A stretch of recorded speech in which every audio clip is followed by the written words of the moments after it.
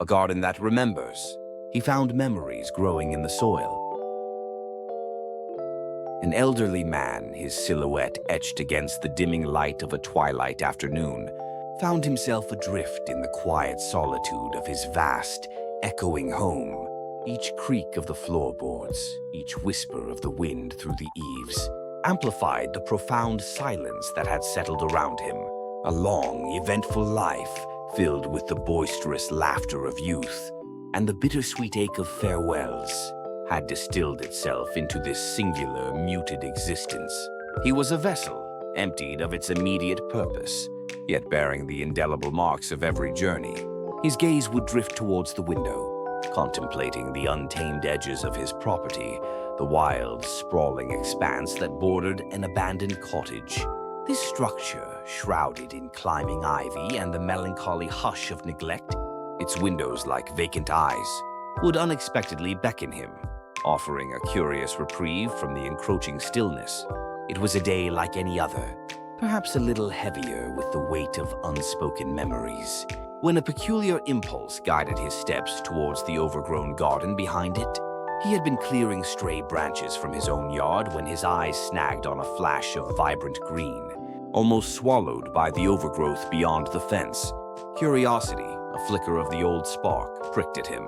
He pushed aside the dense thicket of thorny bushes and found himself standing at the edge of what had once been a manicured garden.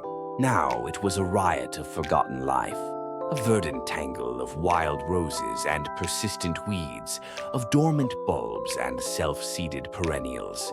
It was a place where nature, left untended, had reclaimed its own, a testament to time's relentless march and memory's silent decay. He wasn't sure what prompted him to return the next day. Perhaps it was the challenge of taming such wildness, or merely the quiet comfort of engaging in a physical act that anchored him to the present moment. He started slowly, tentatively, pulling at the stubborn roots of thorny brambles, clearing paths where none had existed for years. His hands, gnarled and calloused from a lifetime of labor, remembered the familiar feel of earth between his fingers. As he toiled, a peculiar phenomenon began to unfold, subtly at first, then with undeniable clarity. Each time his fingers brushed against a petal, each time, the fragrance of a blooming flower wafted towards him. A vivid, almost palpable memory would surface, unbidden from the depths of his long past. It was as if the garden, in its quiet growth, had absorbed and preserved the very essence of human experience.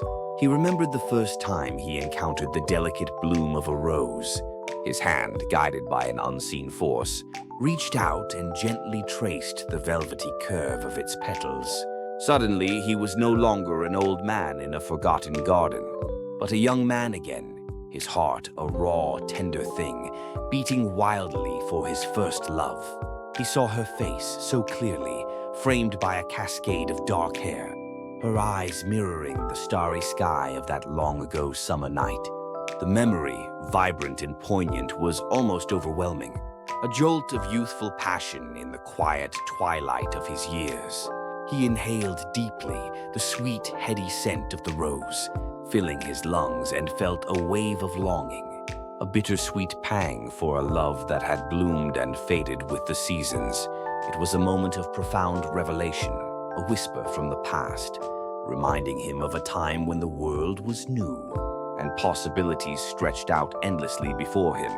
Then, on another day, as he pruned back a sprawling patch of lavender, its fragrant oils released into the warm air, a different memory arose, soft and comforting as a familiar embrace. The scent, so evocative, transported him instantly to the quiet sanctity of his home, to the gentle presence of his late wife. He saw her tending to her own small herb garden, her hands deftly plucking the fragrant blossoms, her quiet humming filling the afternoon air. He remembered the comforting warmth of her hand in his, the soft murmur of her voice as she recounted her day, the quiet joy of their shared existence. The memory was imbued with a deep sense of peace, a profound gratitude for the years they had been given. Yet it was also tinged with the ache of absence, a gentle reminder of the love that had been and was no more. Even the persistent weeds, those stubborn interlopers he tirelessly pulled from the soil, seemed to hold their own stories. As his fingers gripped the wiry stems, pulling them free, forgotten moments of childhood would surface, faint and ethereal, like the whispers of a distant breeze. He recalled the exhilarating thrill of secret adventures in the woods behind his childhood home, the taste of wild berries on his tongue, the warmth of the sun on his face as he lay in a field of tall grass. He remembered the innocent mischief, the boundless curiosity, the unburdened joy of a time when the world was a playground. These were not grand revelations, but small, intimate vignettes, each one a thread in the rich tapestry of his life. Through the simple, repetitive act of nurturing the garden, he began to re-experience the full spectrum of his existence. He relived not only his joys, those moments of pure happiness, but also his regrets, the decisions he wished he could revisit, the words left unsaid, the opportunities missed. He confronted the long-lost dreams, those youthful aspirations that had, over time, either faded into oblivion or taken on new forms. The garden became a living, breathing archive of his soul, a silent witness to his journey through life. He realized with quiet wonder that nature, in its infinite wisdom and enduring patience, had quietly preserved the echoes of human hearts. It held within its very fabric the triumphs and tribulations, the loves and losses, the laughter and tears that had shaped his being. The earth, the plants, the very air seemed imbued with the essence of his past, offering it back to him not as a burden but as a gift. As seasons passed, the garden transformed, not only under his diligent care, but also within the landscape of his own heart. What had begun as an act of quiet solitude, a desperate attempt to fill the void of his loneliness, evolved into something far more profound.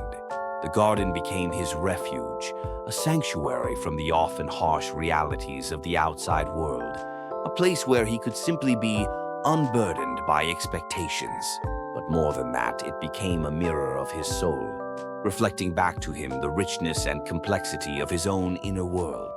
The vibrant blooms, the resilient growth, the quiet beauty of the changing seasons, all mirrored the unfolding narrative of his own life, a narrative that was still, despite the passage of many years, blooming with memory and meaning. He had come to understand that life, like a garden, was a cyclical journey of growth and decay, of blossoming and fading, and in this understanding he found a profound sense of peace. The garden, once abandoned and forgotten, now teemed with life, a vibrant testament to the enduring power of nature and the timeless resilience of the human spirit. And as he sat among the fragrant blossoms, the setting sun, painting the sky in hues of gold and rose, he knew that he was not alone. The garden, his garden, held within its embrace the countless echoes of his life, a living, breathing symphony of memory that would continue to bloom long after the last petal had fallen.